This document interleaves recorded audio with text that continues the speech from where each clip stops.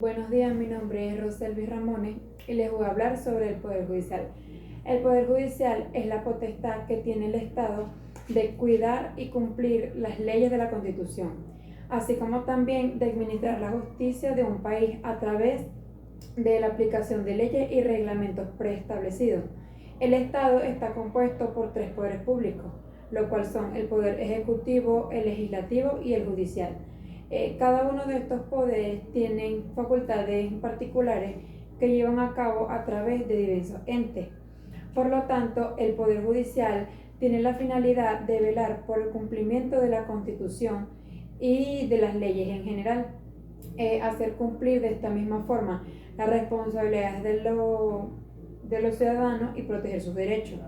El Poder Judicial es ejercido por jueces, fiscales, magistrados que trabajan en la Corte Suprema o el Tribunal Supremo, que es el máximo representante de la justicia, por juzgados y demás tribunales, donde se encargan de decidir cuáles leyes o reglamentos se deben aplicar en cada caso. Por otra parte, estos representantes del Poder Judicial tienen la potestad de imponer sus juicios sobre el Poder Legislativo y el Poder Ejecutivo, siempre y cuando estos incumplan con sus funciones o lleven a cabo acciones que promuevan leyes superiores a las existentes.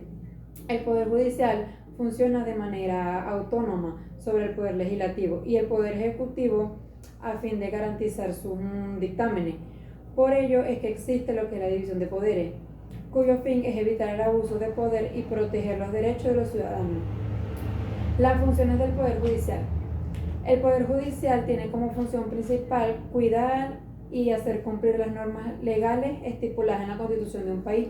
Otra función del Poder Judicial es controlar y evitar que el Poder Ejecutivo incurra en exceso de poder, es decir, que el presidente de un país cometa un abuso de poder y limite la libertad de los ciudadanos y sobrepase los límites que la ley impone. En estos casos, el Poder Judicial debe actuar como poder independiente y garantizar la administración de la justicia según la legislación. Sin embargo, solo esto ocurre en sistemas de gobiernos democráticos y no en sistemas totalitarios. Los órganos judiciales, es decir, lo que es la Corte Suprema o el Tribunal Supremo, juzgados y demás tribunales, son estables en el tiempo. Sus funciones son permanecer y sus obligaciones no pueden ser delegadas a terceros. Por otra parte, tenemos lo que es el Poder Legislativo. El Poder Legislativo es uno de los tres poderes de un Estado. El Poder Legislativo es representado por el presidente del Congreso o Parlamento y se encarga de la formulación de leyes y proyectos de ley para la sociedad de un país.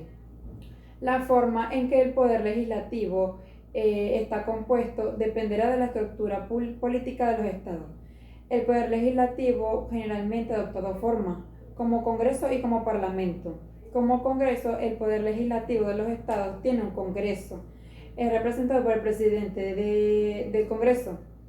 Este puede adoptar dos tipos de estructura, unicameral y bicameral.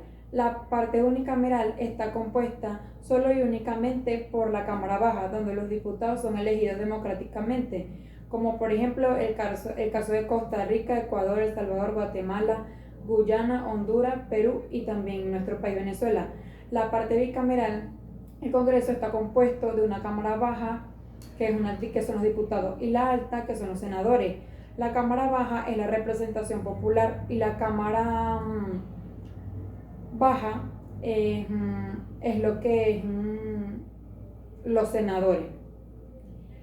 La Cámara Alta es la que revisa nuevamente las leyes en el marco de acción relacionado con lo que es las acciones económicas, políticas, sociales y culturales del Estado. Por ejemplo, Brasil, Argentina, Chile y México. Las funciones del Poder Legislativo es el encargado de proponer, discutir, estudiar, votar, aprobar o rechazar iniciativas de leyes, proyectos de ley o leyes amparadas dentro de la constitución política de cada país. Además de esto, tiene un papel de vigilar y controlar el desempeño del gobierno. Por último, tenemos lo que uno de los criterios que el TCJ sienta con sus decisiones. Principalmente debemos saber que el Tribunal Supremo de Justicia garantizó la afirmación del derecho, de los derechos humanos, garantizó la protección de los derechos al debido proceso, ya que nuestra Carta Magna lo tomó como guía. Muchas gracias.